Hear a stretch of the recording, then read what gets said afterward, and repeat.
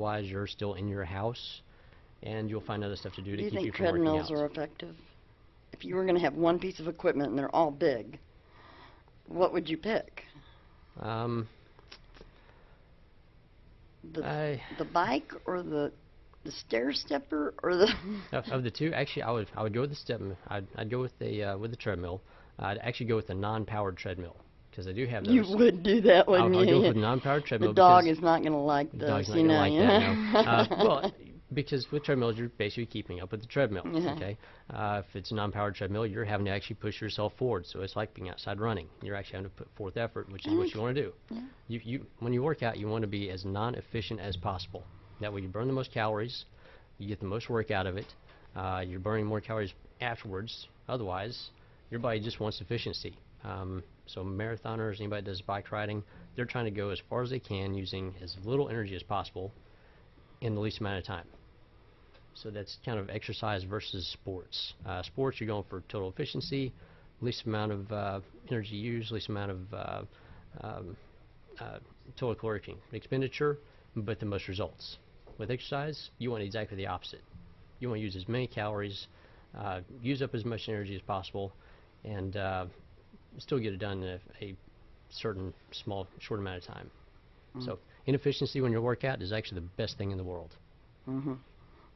Okay. It seems counterintuitive, but if you want to get results, you have to And actually be a very big ceiling inefficient. fan. Okay, now Yeah, let's ceiling fan helps. but okay, so that's the equipment, and there's some exercising there, and I guess you just can do what you do and wear a wet towel around your neck. That helps. Yeah, You know, Oh, and the cold towel is fantastic Yeah. whenever you overheat. Yeah. Fantastic. so now you've worked out in your home or Yeah, wherever, and you're hungry. You're hungry. For all my clients, I recommend they have something post-workout immediately afterwards. Normally a shake because it's easier to digest and take in.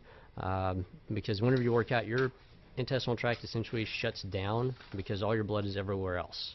So whenever you put in, a big source of food, your body has to take all the blood that's out in your muscles, put that back into your digestive tract to break this stuff down, which takes a while, and you usually get an upset stomach, and you're not happy about that.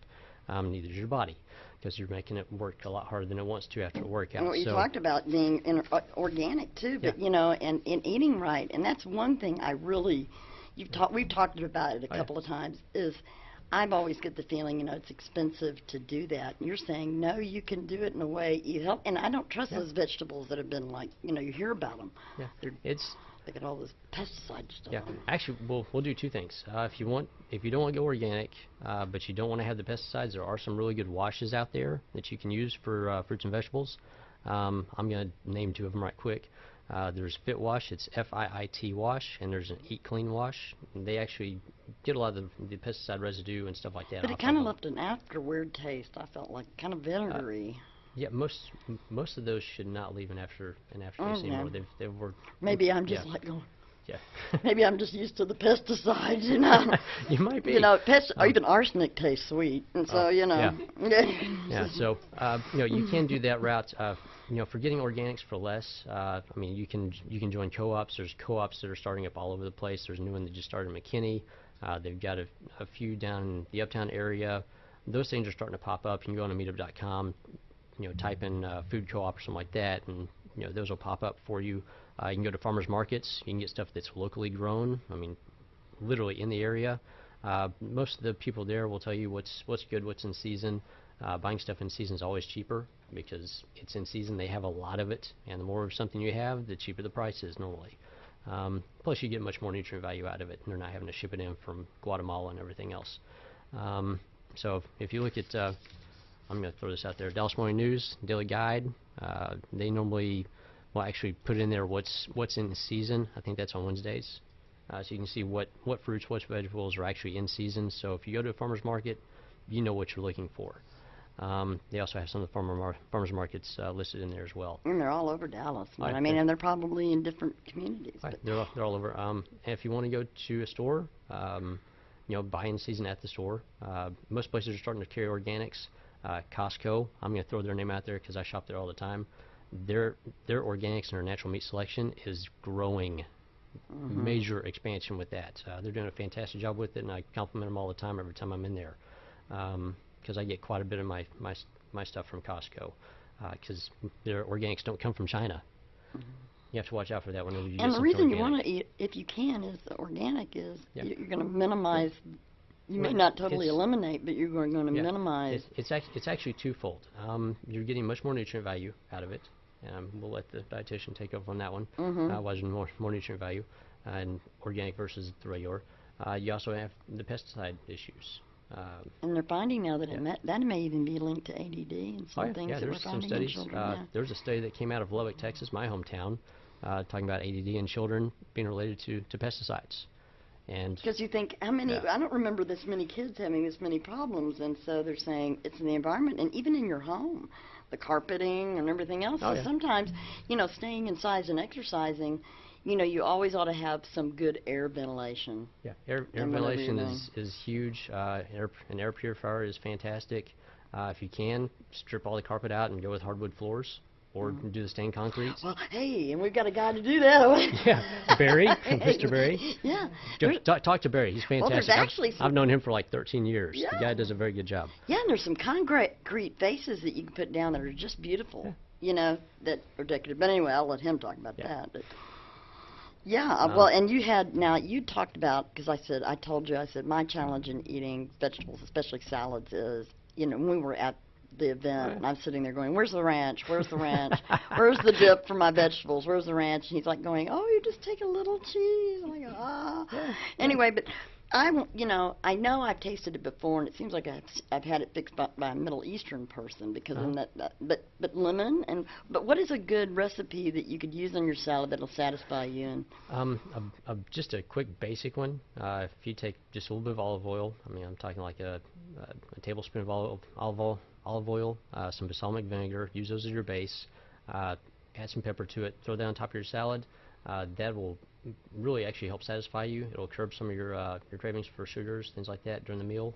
And the pepper actually has an extract in it that actually helps out with the absorption of nutrients. So whenever you take in that lettuce, it's tough to take in nutrients from vegetables. It'll actually help out taking some of those nutrients in, and it's going to fill you up a lot quicker. But isn't iceberg lettuce kind of like eating paper? Yes, it is. Go for romaine. Okay. Yeah, go for the darker, leafier, greeny stuff. The stuff that's actually almost kind of bitter. You throw the olive oil and the balsamic And vinegar. throw a little sugar in that dressing; it'll make it taste better. If you want something to sweeten it up a little bit with, A little honey. Yeah, a little bit of honey, real honey, not like the little sugar bear, but the real actual. It's real raw honey. It's not real honey. Okay. Oh gosh, you know what? We're running out of time. Yeah, we're running short. It's a good thing that you're going to be back Oh yeah. doing every week, because this is going to be. I think we've got less than a minute here to wrap up. So Let's see here.